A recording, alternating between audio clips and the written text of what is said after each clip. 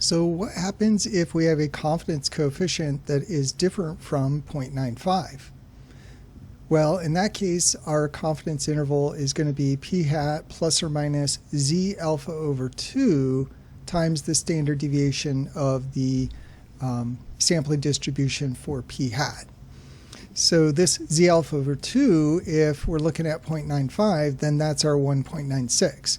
If it's anything other than 0.95, we just figure the z alpha over 2 value that goes with that. So remember, our sigma p hat is right here, p1 minus p over n square root. And if you don't know p, the population proportion, then you use p hat, your sample proportion. So now confidence intervals have some requirements in order to carry them out. First of all, our sample needs to be randomly selected here from our target population.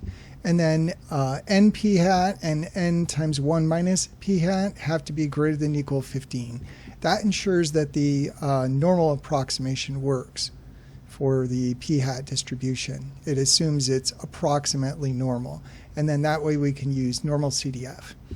Now, unless n is really large, the large sample procedure performs poorly when p is approximately 0 or approximately 1. So this is the large sample procedure. So if you've got a p-value here, population proportion, that's really close to 0 or really close to 1, then this may not give you an accurate confidence interval. Now, some common confidence coefficients that are used are 90%, 95, and 99. And here's the alpha values that go with those. So that's area and 2 tails, alpha over 2, area and 1 tail. And then these are the z values that go with those confidence levels. So if you have one of those 3 levels, you can just read off your z value here. Now, if your z alpha over 2 is not in the table, we're going to use inverse norm to find it, to find our z alpha over 2. So let's look at an example here.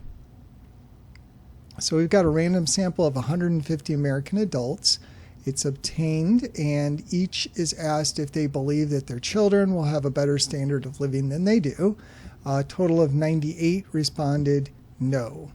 So we want to verify interval requirements, construct a 98% confidence interval, and then interpret that interval. So interval requirements. First, so the sample is randomly selected. It is a random sample, and we're sampling from American adults. That would be our target population, so that's okay.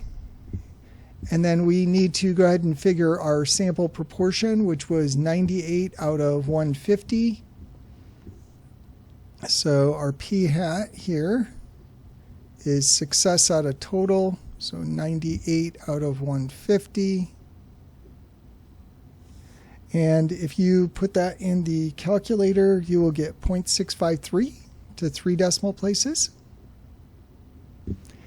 And so then we want to check that 150 times that 0.653 is greater than or equal 15. And actually, that is 98. So that's greater than or equal 15.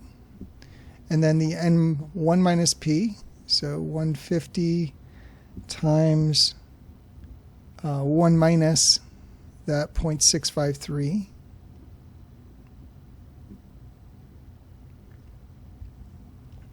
Which is 0.347.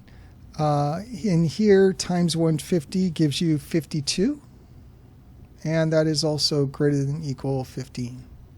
So that checks. So conditions are satisfied. Construct our interval. So on to part B. So here's the formula for our interval. Let's write down some of what we know here. We've already got our p hat right there. Let's see, our alpha here. We want a 98% confidence interval, so our alpha is 0.02. That's 1 minus 0.98, 1 minus alpha. And so that means that alpha over 2 is equal to 0.01. And then z alpha over 2 then is z 0.01.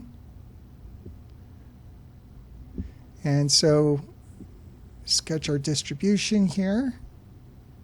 0.01 is the right area. So here's z 0.01. So that area there is 0.01. And the left area then is 0.99. So we want inverse norm of 0.99.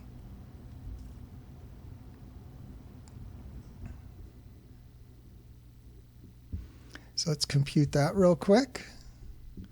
So second variables, 3 is inverse norm, 0.99, and paste it, 3.09.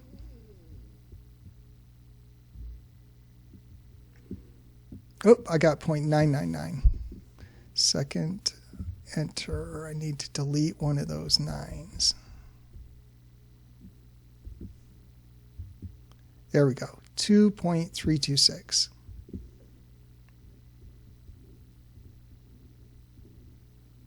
So that's what you do if it's not in the table.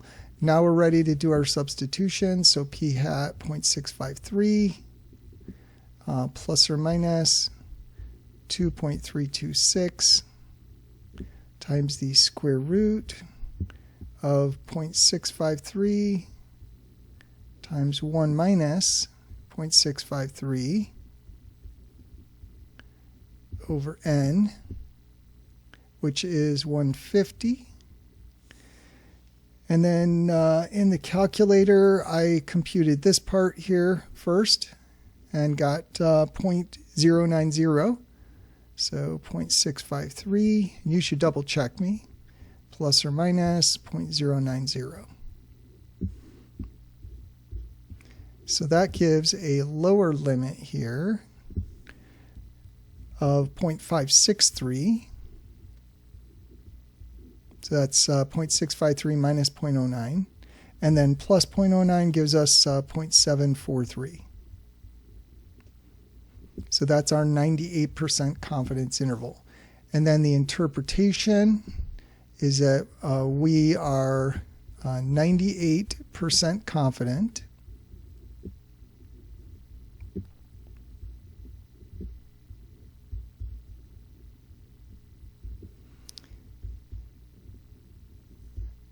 that P, the true population proportion, is between 0.563 and 0.743. So what that means is if you do repeated samples that 98% of samples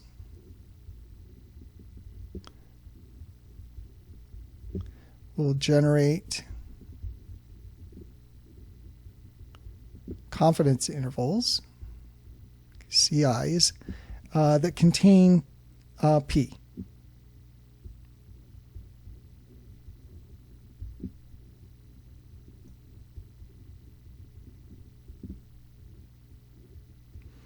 So this second statement, that's really the meaning of 98% confident.